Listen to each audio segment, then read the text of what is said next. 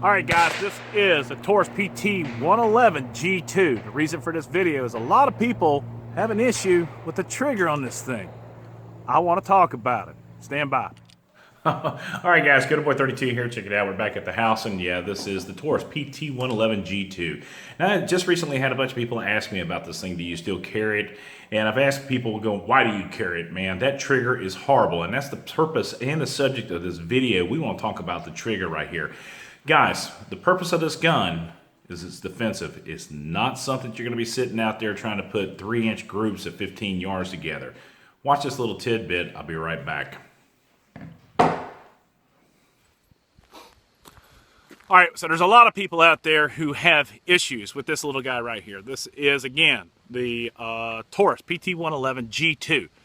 One of the biggest issues that people have a complaint with, well, one is the guide rod, which happens to be polymer. I have never had any issues with this. Another people have complaint are the sights. Not really a big issue because this gun is primarily, for me, a defensive gun you're going to shit and get. And that's a get. That's it. That's what this gun is for. This is not a target pistol. This is not a TSO orange.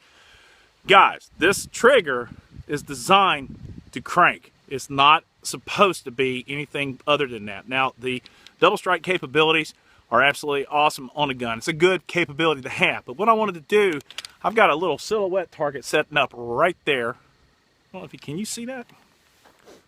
I've got a silhouette target setting up at 5 yards. So what I'm going to do, this trigger is designed as a defensive weapon. It is designed to really put it to it when the time comes.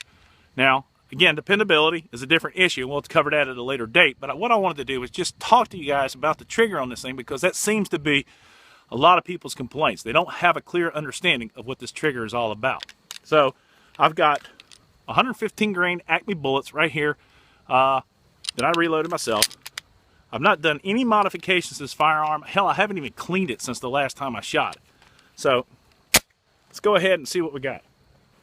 So there's a silhouette down here. As a matter of fact, let's just go ahead and walk on down here so you guys can see it. Because I don't know why, but it's being blurred out. Anyway, little silhouette. That's about how big it is. We're going to go back up here to the 5 yard. Wish we get some cloud cover. And we're going to get some here in a minute. And I'm going to show you from the 5 yard line what this thing will do. So here we go.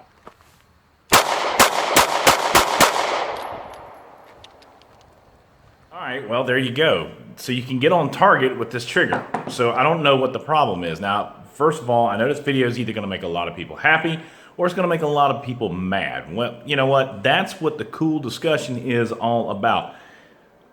Don't be afraid to have your feelings hurt, but don't be an asshole about it. But in any case, I'm not going to erase that out of there because that's how I feel.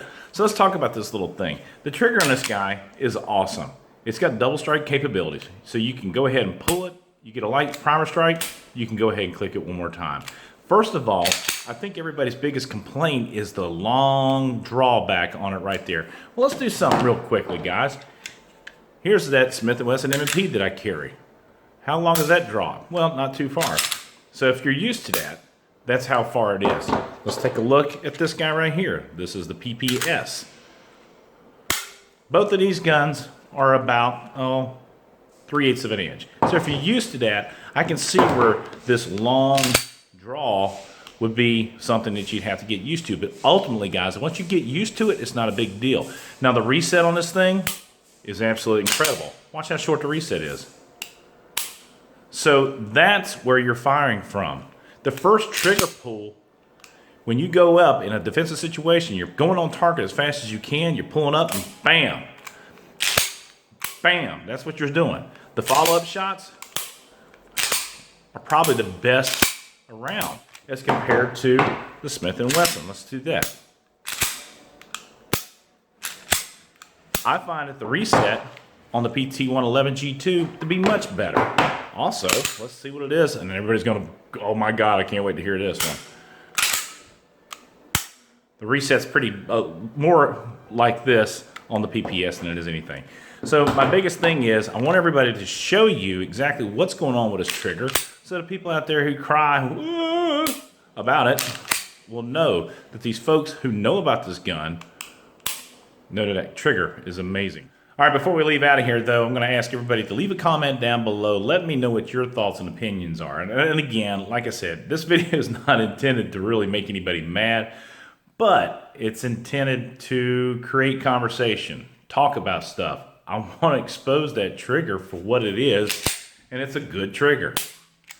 The long pull is long, but the finish, the reset is impeccable. Let me know what your thoughts are in the comment section down below. All right, so I guess what I'm saying at the end of the day, if you bought this thinking that this trigger was some kind of precision trigger, you may have been misled, or I don't know. But what this gun is meant for is to pull it out and put as many rounds in a single point as you possibly can in a defensive mode. And that's my opinion. So, with that being said, I had a good time shooting that little silhouette. I'm going to do it again. Here we go. Oh, but before we leave, support the red, white, and blue. God bless America. God bless his men, women in uniform, 24/7 for our freedom. Freedom's not free. Here we go. Damn it. I need to clean this thing.